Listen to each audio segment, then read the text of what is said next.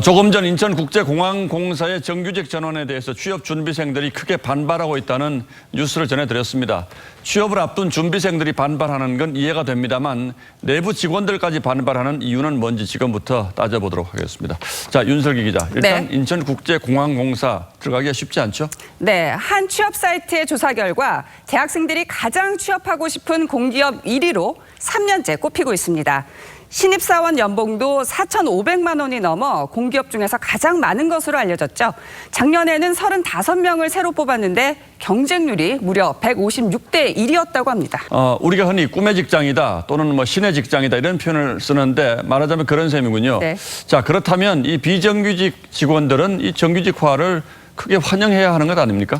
정작 당사자들 입장은 엇갈리죠.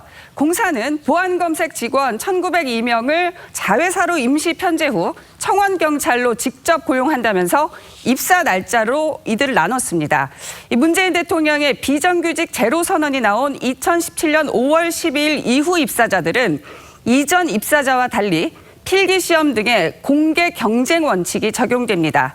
이 대상자 중 30에서 40%인 이들은 이 때문에 정규직이 안 될 가능성이 있다며 왜 이전 입사자와 자신들을 차별하냐는 그런 불만이 그래서 나오고 있는 거죠.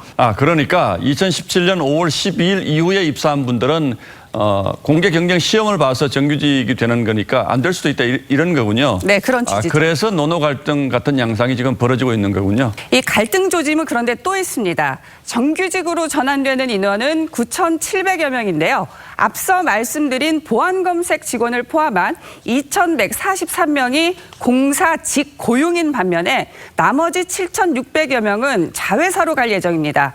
여기서도 누구는 공사 가고 누구는 자회사 가냐는 불만이 나올 수 있겠죠. 자, 그렇다고 하더라도 기존 정규직 직원들이 손해보는 건 없을 텐데 왜 반발을 합니까?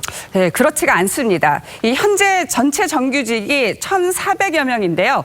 그런데 이번 조치로 2,100여 명이 새롭게 들어와서 기존 직원과 같은 임금 또 같은 복지 혜택을 요구할 경우 지금까지 누리던 혜택이 줄어들 수 있다는 겁니다.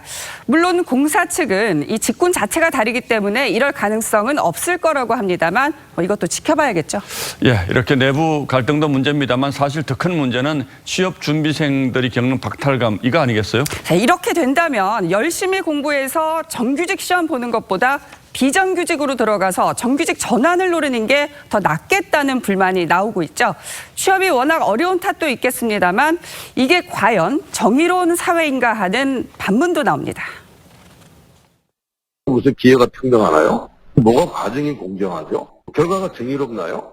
실효의 문제보다도 그 아픈 부분이 공정하지 않다. 이 문제가 더 큰 거죠. 예, 비정규직 제로, 말은 아름답습니다만 현실을 도외시 않지 이렇게 막 밀어붙이면 이런 부작용이 생길 수 있다는 걸 인천공항공사가 보여주고 있는 셈이군요. 네. 예, 윤슬기 기자 잘 들었습니다.